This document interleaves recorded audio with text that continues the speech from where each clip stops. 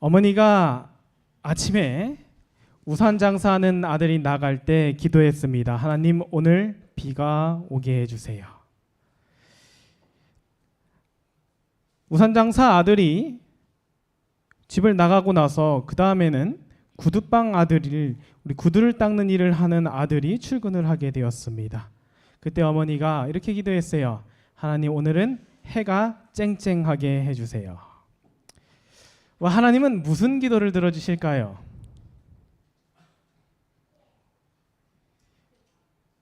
두 개 다 들어주실까요?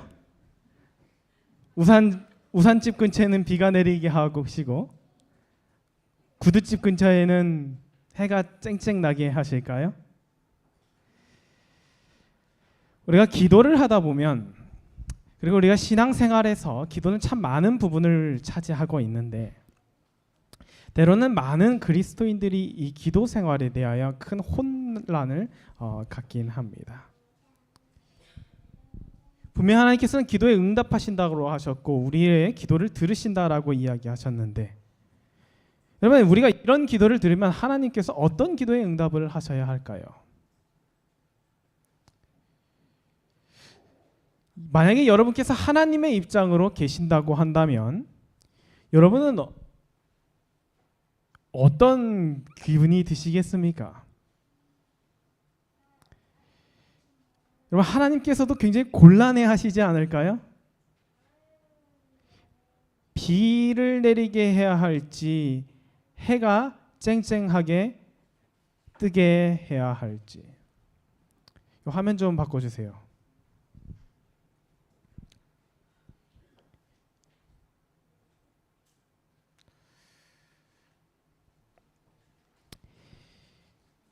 우리가 기도라는 것은 정말 곰곰이, 그리고 우리가 정말 진실되게 주님 앞에서 한번 생각해 봐야 하는 한 가지 문제입니다.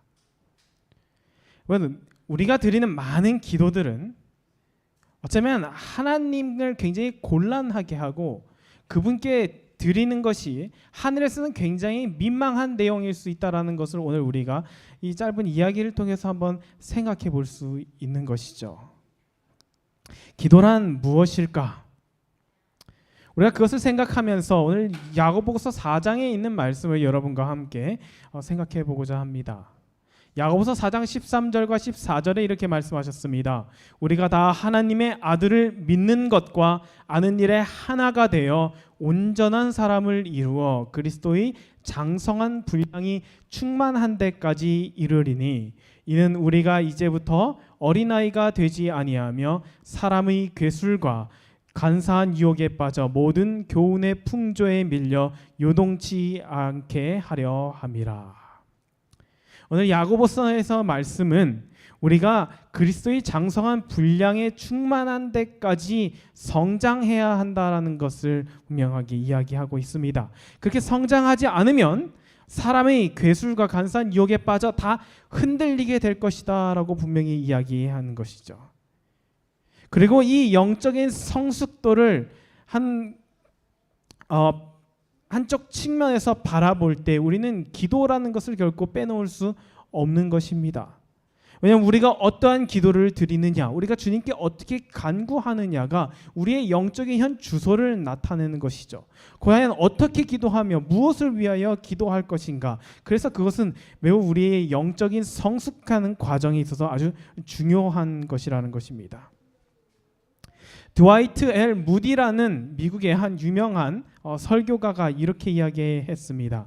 기도란 예수 그리스도의 이름으로 죄를 고백하고 하나님의 자비하심을 감사하며 우리의 소원을 하나님의 뜻과 일치하게 올리는 것입니다. 여러분, 굉장히 중요한 말이에요. 우리의 소원을 그냥 올리는 것이 아니라 어떻게 올려야 한다고요? 하나님의 뜻과 일치하게 올려야 하는 것입니다.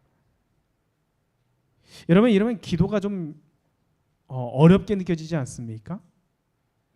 어렵다기보다는 기도가 그냥 막 드려져서는 안 된다는 사실을 우리가 조금 이해인지를 하게 되는 것이죠. 기도를 그냥 내가 말하는 것이 아니라 무구와 이 뜻과 일치해야 된다는 거예요. 하나님의 뜻에 맞게 내가 고백해야 하고 하나님의 뜻에 맞게 내 입술에서 흘러나와야 한다는 것입니다. 그러려면 어떻게 해야 될까요? 하나님의 뜻을 알아야 하겠죠. 하나님의 뜻을 알지도 못한 채로 내뱉는 기도들은 사실 기도가 아니라 이 우산장수와 구두 닦는 그 구두방을 운영하는 아들을 둔 어머니의 기도처럼 하늘에서는 굉장히 처리하기 곤란한, 들어주기에 민망한 그런 기도가 될 수 있다는 사실을 우리가 다시 한번 이해하고 그것을 깨달아야 한다는 것입니다. 여러분, 기도는 이미 정해진 하나님의 방향을 향해서 내가 고백하는 것이에요. 왜냐하면 하나님이 나보다 더 잘 아시기 때문입니다. 그것을 인정하는 사람만이 그런 기도를 드릴 수가 있는 것이죠. 그러한 기도의 예를 여러분 한 가지 제가 소개해 드리겠습니다. 야고보서 5장 17절 18절에 있는 말씀에 보면 이렇게 말씀하셨어요.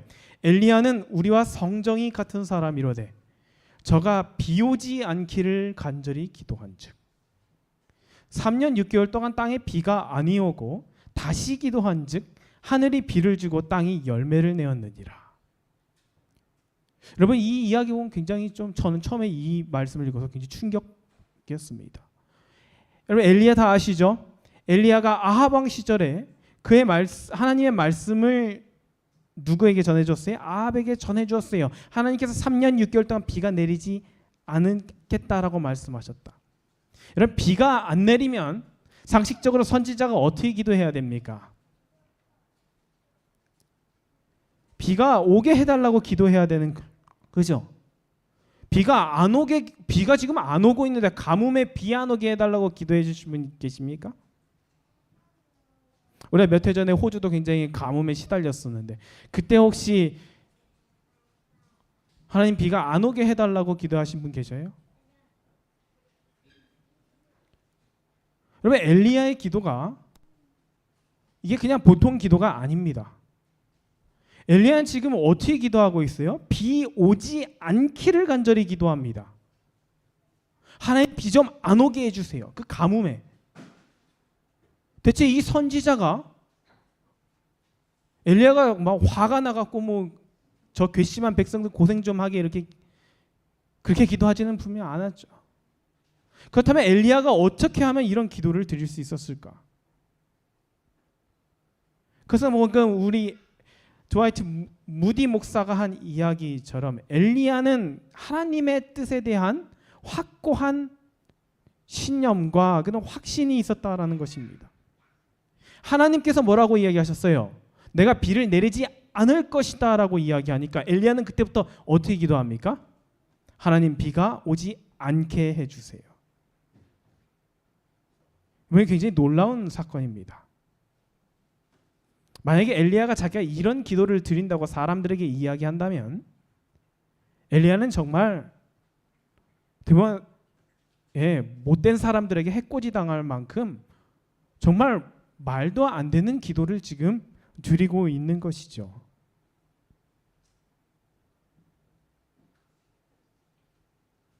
하나님께서 이렇게 하신, 비가 내리지 않도록 하신 그 이유를 엘리야는 분명히 알았어요. 아마 그 북방 이스라엘 왕국 중에서 엘리야처럼 기도한 사람은 엘리야밖에 없었을 것입니다. 모두가 다 어떻게 해요? 비나이다, 비나이다. 하늘에서 비 오게 하소서. 그것이 모두의 기도였는데 엘리야는 아니요, 하나님 뜻처럼 비가 오지 않도록 해주십시오.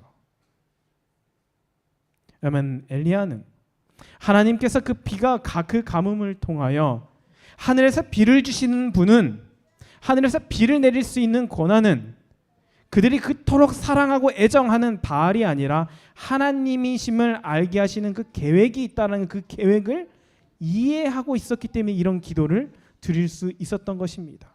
대체 무슨 배짱으로 아니면 기도를 하겠어요? 3년 6개월 자기는 집에 물이 많아서 그랬나요? 아니죠. 엘리야가 처음에 아합을 피해서 그릿시내가로 갔다가 그릿시내가에서도 어떻게 해요? 시내가 말랐어요. 자기도 목마르고 자기도 배고프고 자기도 굶주린 것이 엘리야의 상황이었습니다. 근데 그럼에도 불구하고 엘리야는 비 내려달라고 기도를 하지 않았어요. 그리고 나서 3년 반이 흐릅니다. 그러더니 엘리야는 갑자기 자기 기도를 바꿔요. 왜요? 하나님께서 비를 주시겠다고 이야기하셨거든요. 하나님께서 주시겠다라고 이야기했는데 엘리야는 기도합니다. 여러분 이미 약속하셨잖아요. 내가 너에게 이거 줄게. 우리 부모님들께서 아이들이 원하는 것을 준다고 약속하면 아이들은 더 이상 조르지 않습니다. 그것을 달라고. 엄마가 준다는데 이제 뭐 엄마랑 그 이야기하고 또 해서 뭐 합니까? 그렇죠? 근데 엘리야는 갑자기 주제가 바뀌어요. 기도 주제가. 그러더니 계속 기도합니다. 하나님 비를 내려주세요. 비를 내려주세요. 비를 내려주세요. 이게 믿음이 없어서 그런 걸까요? 아니요. 여러분 이거는 기도의 핵심입니다. 하나님의 뜻에 대한 무엇이냐면 스스로가 확신을 가지고 그것을 그 하나님의 거룩하신 뜻이 이루어지기를 고백하는 거예요. 하나님 비를 멈추시는 분도 하나님, 내리시는 분도 하나님이지만 중요한 것은 무엇이에요? 그 내리시는 분과 멈추시는 분의 섭리를 자신이 그것을 받아들이고 그것을 감당할 수 있는 준비를 엘리야는 계속해서 해 나가는 것입니다. 여러분 이것이 기도의 본질이라고 하는 것이죠. 기도는 하나님 이렇게 해주세요가 아니라 하나님 이렇게 하시는 것이 이루어지는 것을 보게 하소서라는 것이 기도의 본질이라고 하는 것이죠. 그래서 하나님의 뜻에 따라서 그분의 필요에 따라서 내 기도가 바뀌어가는 것입니다. 이것이 성숙한 기도인의 자세라는 거예요. 여러분 세상에서 모든 사람은 다 기도할 수 있습니다. 물 떠놓고 비나이다 비나이다 하는 것도 기도라고 이야기해요. 조상에게 기도를 하든 나무 앞에서 기도를 하든 해를 보며 기도하든 기도는 다 하나같이 똑같습니다. 다 무엇해요? 어떤 대상에게 그것을 달라고 구한 이야기하는 것이죠. 그러나 정말 참되고 성숙한 그리스도인의 기도는 그런 세상의 기도와는 본질적으로 다르다라는 것이에요. 하나님의 뜻 거기에 맞춰서 내가 그것을 나의 믿음으로 고백하는 것입니다. 하나님께서 비를 멈추시겠다고 하셨는데 엘리야는 분명 알았을 거예요. 내가 이 비가 멈추는 순간 나도 힘들어지고 나도 괴로워질 것을.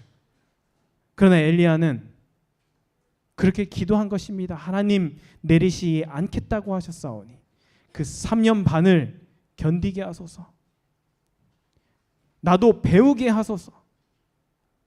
더 주님을 알게 하소서. 목이 말라 죽는 한이 있더라도 주님의 뜻을 받들고 주님의 뜻을 존중할 수 있는 주의 자녀가 되게 하소서라고 했던 것이 그것이 엘리야의 기도였던 거예요.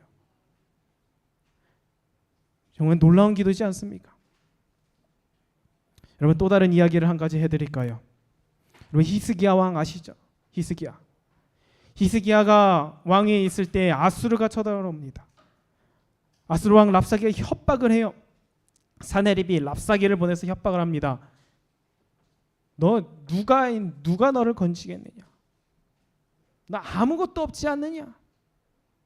이제는 더 이상 협상할 카드도 갖고 있지 않다라고 랍사게가 모욕을 합니다. 다 끝났다. 이제 너희들 항복만 해라라고 이야기하죠. 근데 이때 히스기야가 처음에 이 아수르가 쳐들어갈 때는 히스기야가 돈으로 해결했어요. 자 여기 돈 있으니까 이거 가져가시고 좀 참으세요.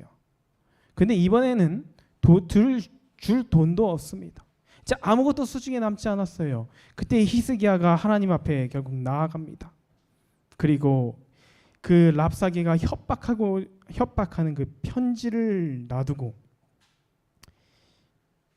하나님 앞에 기도해요. 그때 히스기야가 했던 기도가 이것입니다. 우리 하나님 여호와여 이제 우리를 그의 손에서 구원하사 천하 만국으로 주만 여호와신 줄 알게 하옵소서. 여러분 이렇게 히스기야가 기도합니다. 그때 하나님께서 대답하셔요. 지금 너는 랍사게가 너를 무시한다라고 생각하고 나에게 이렇게 그렇게 생각했느냐? 나를 진짜 무시하는 사람이 누구냐는 줄 아느냐라고 하나님께서 물으십니다. 누가 나를 무시하였는가? 저기는 랍사게가 나를 무시하였는가? 아니다. 나를 무시한 사람은 바로 히스기야 너다. 그렇지 않습니까? 누가 하나님을 무시했어요? 랍사게가 무시했나요? 물론 그도 무시했죠. 근데 진짜 하나님 무시한 사람 누구예요? 히스기야예요. 하나님이 계심에도 불구하고 자기가 자기의 나름대로 막 헌금과 온갖 보물들을 나라의 곳간을 탈탈 털어서 돈으로 해결해 보려고 했던 사람이 바로 히스기야였습니다. 누가 하나님 무시했어요, 여러분? 제가 무시했습니다. 여러분 누가 우리 삶에서 하나님을 무시합니까? 옆집 사람입니까? 하나님을 알지 못하는 사람들인가요? 아니요. 그리스도인 저와 여러분이 하나님을 무시하면서 살아간다는 사실을 우리는 간과하고 있다는 거예요. 하나님이 계심에도 불구하고 세상을 선택하고 다른 인간적인 방법들을 선택하는 수많은 우리의 과정들과 그 시간들은 하나님 보시기에는 하나님을 무시하는 처사예요. 그럼에도 불구하고 못해요? 자꾸만 하나님께 기도하고 있다라고 생각하는 것이 문제였죠. 이제 깨닫는 것입니다. 히스기야가 지금까지 하나님을 무시했던 사람은 나였구나. 그래서 주님 앞에 그 편지를 내려놓고 무릎 꿇고 기도하는 것입니다. 하나님이 계신다라는 사실을 이방 사람들로 하여금 무시하도록 만든 사람이 누구예요? 당사자가 히스기야였어요. 랍사게가 이렇게 이야기합니다. 너네 나는 신이 없지 않냐? 누가 널 구해주겠느냐? 히스기야 본인 자체가 본인이 스스로 하나님을 의지하는 것이 아니라 돈으로 해결하려고 하는 그 모습을 랍사게가 보았는데 당연히 랍사게는 그렇게 도발하는 것이죠. 그런 모든 과정 속에서 히스기야는 깨닫는 것입니다. 그래서 주님 앞에 모든 것을 내려놓고 솔직히 고백하는 것이죠. 그때 그의 기도를 선지자의 왕에는 이렇게 묘사합니다. 유다와 그들의 최고의 통치자의 영광을 위한 히스기야의 단언은 드디어 무엇과 일치했다고요? 하나님의 마음과 일치하였다. 이게 기도입니다. 이것이 기도예요.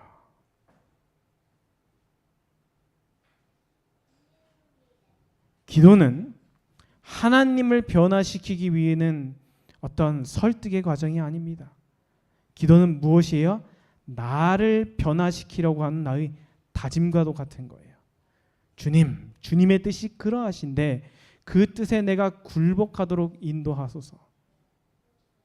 그것이 성숙한 그리스도인이 드리는 기도라는 것이죠. 하나님께 무엇을 구하는 것이 잘못되었다라는 말씀을 드리는 것이 아닙니다. 분명히 우리는 하나님께 구할 필요가 있어요. 그러나 구하는 우리의 심령 속에서 우리가 무엇을 찾고 무엇을 갈구하느냐가 분명 드러난다라는 것이죠. 그래서 내가 원하는 것, 내가 필요한 것들을 채우기 위한 것이 아니라 주님의 뜻에 내 삶을 일치시키고 그것이 실현되도록 기도하는 것이 진짜 필요하다라는 것입니다. 그러한 기도를 우리는 성장해 가야 한다라는 것이죠. 마치 어린아이 때는 어떻게 해요? 엄마 배고파요. 밥 주세요. 그럼 엄마가 주는 대로 다 먹습니다. 근데 커면서 좀 더 구체적이죠. 엄마 오늘은 뭐 먹고 싶네요. 여러분 이렇게 까탈스러워지는 그리스도인이 아니라 갈수록 성숙해지고 하나님의 뜻을 존중할 수 있는 그러한 성숙을, 영적인 성숙을 이루어가는 것을 오늘 이 야고보서에서는 권면하고 있는 것입니다. 정로의 계단에는 이런 말씀이 있습니다. 93페이지에 이렇게 말씀하셨어요. 기도는 우리가 어떠하다는 것을 하나님께 알리기 위함이 아니요 우리로 하여금 그를 받아들일 수 있도록 하기 위함이다. 기도는 하나님을 우리에게로 내려오시게 함이 아니요 우리로 하여금 그에게로 올라가게 하는 것이다. 아멘이신가요? 하나님이 우리에게 내려오게 하시는 것이 아니라 우리가 그분께 나아가는 것이에요. 그것을 기도라고 이야기하는 것이죠.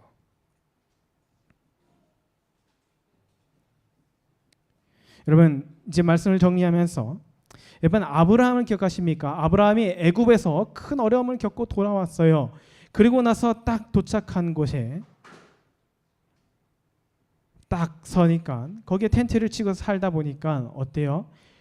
아브라함이 애굽에서 돌아온 다음에 더 부자가 되었습니다. 그 조카 롯까지 부자가 되었죠. 그래서 더 이상 함께 거할 수 없을 만큼 그 때가 커졌어요. 그래서 그들은 서로 나누어져 살기를 결정합니다. 그때 이렇게 이야기하죠. 아브라함이 너가 먼저 택하라. 내가 좌하면 나는 우하고 네가 우하면 나는 좌하리라. 그때 그 자리에 서서 그 두 명의 사람이 동쪽 편을 쫙 바라보고 있는데 거기는 어떤 땅이었냐면 여호와의 동산 같았다라고 이야기합니다. 여호와의 동산 같았다. 얼마나 땅이 좋고 멋졌을까요? 그런데 아브라함은 그 땅을 가기를 선택하지 않습니다. 여러분 뭐가 있어요? 누가 봐도 하나님의 뜻 같아요. 누가 봐도 이것이 맞는 것 같다라는 것이죠. 누가 봐도 여호와의 동산처럼 매력적이고 멋져 보이고 가야 할 것처럼 보였지만 아브라함은 그것에 흔들리지 않았습니다. 여러분 신앙이란 정황에 따라서 가는 것이 아닙니다. 그렇죠? 상황을 보니까 이렇게 가야 될 것 같네라고 해서 가는 것이 아니라는 거예요. 아브라함은 멈췄습니다. 그리고 나서 롯에게 맡기죠. 너가 선택하는 대로 나는 가겠다. 그는 자기의 선택권을 하나님께 맡기는 것입니다. 하나님 롯이 선택하는 그 반대의 방향이 주님의 뜻임을 저는 이해하겠습니다. 저는 동으로 가고 싶은데 동쪽 같아 보이는데 저기가 분명히 여호와의 동산 같아 보이는데 저기가 주님의 뜻이 아니라면 저를 서쪽으로 가게 인도해 주십시오. 왜냐하면 동쪽이나 서쪽이랑 둘 중에 하나가 어디가 하나님의 뜻인지를 모르니까요. 그 하나님의 롯을 통해서 아브라함을 어쩔 수 없이 서쪽으로 가게 만드셨습니다. 그리고 그곳이 아브라함의 거처가 되었어요.